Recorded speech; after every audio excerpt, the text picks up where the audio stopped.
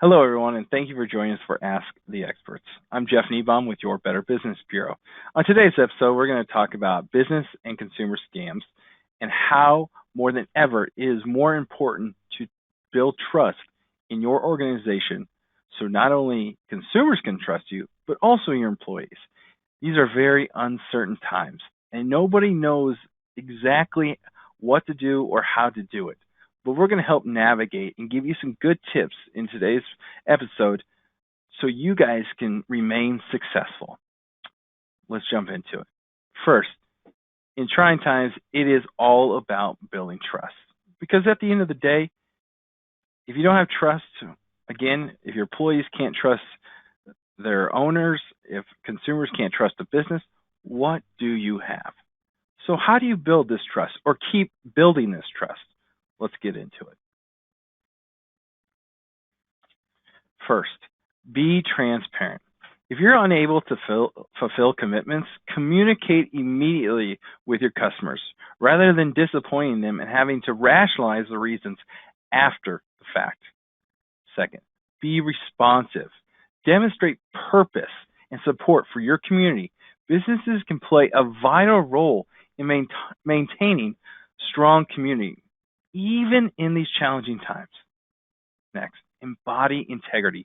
Continue to approach all your business dealings, marketplace transactions, and commitments with integrity because it is all about integrity. And hopefully that is at the core of your organization. Continuing on, become part of the solution. Take action. Involve your employees by strongly encouraging them to take defensive steps to safeguard their health and the health of their community. Facebook actually did a really cool thing by creating a business resource hub that provides small business owners with a quick action guide to help reassure their employees to keep them up to date and to prevent them with unnecessary panic or undue stress.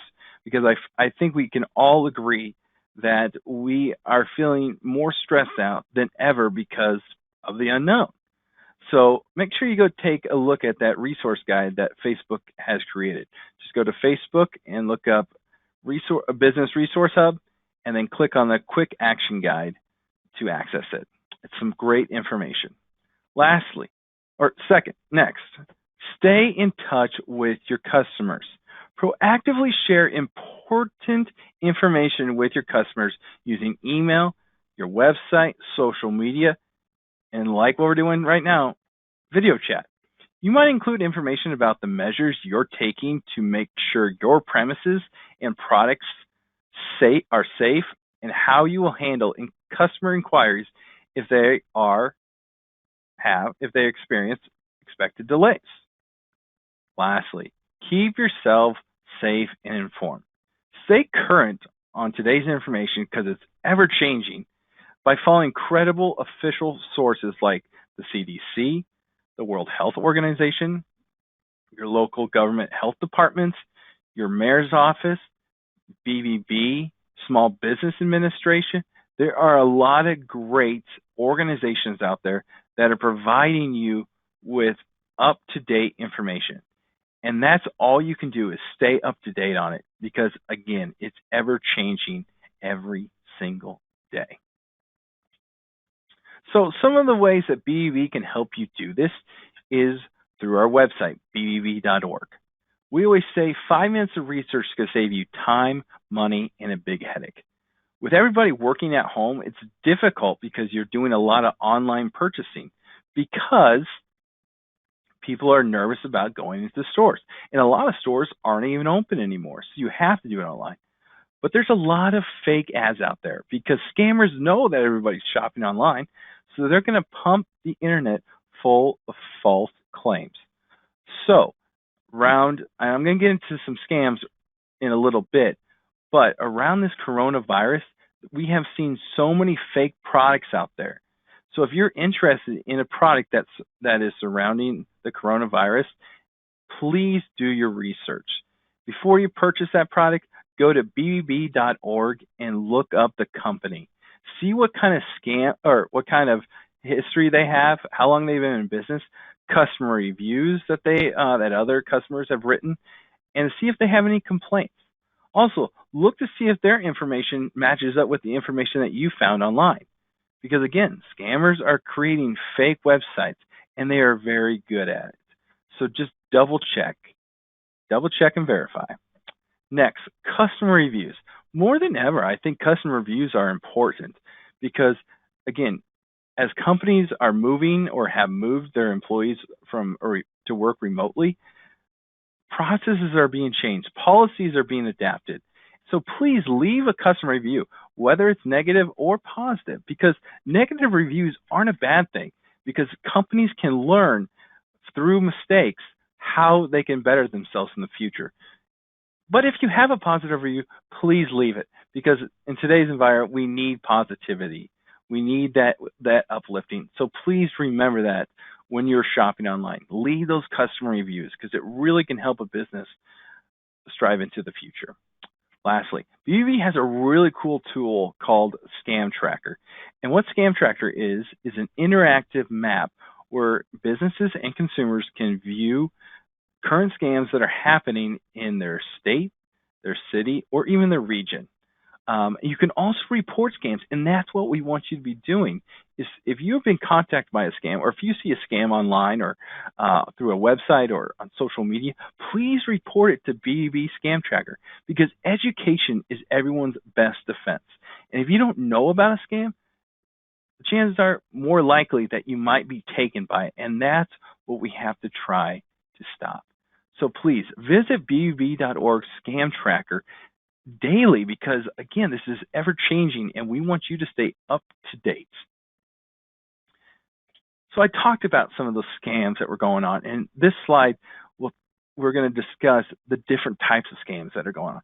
So all scams surround themselves around phishing, vishing, smishing.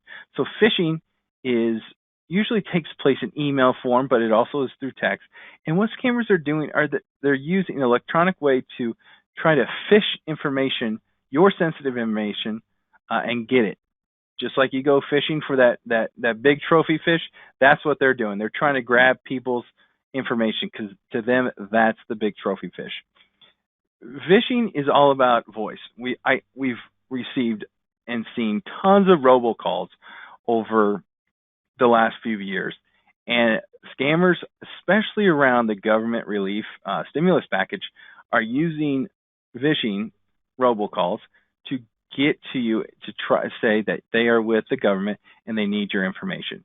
Smishing, that's example in the middle of the screen, is through text messages. And this is very vital when it comes to our youth, because unfortunately, and adults too, I'm not going to rule out adults, but unfortunately, we're too quick to click, and we don't think about something. If it seems pretty good and an offer comes through, we're like, yeah, we want that. But it's all about thinking before you click. So let's get into the scams.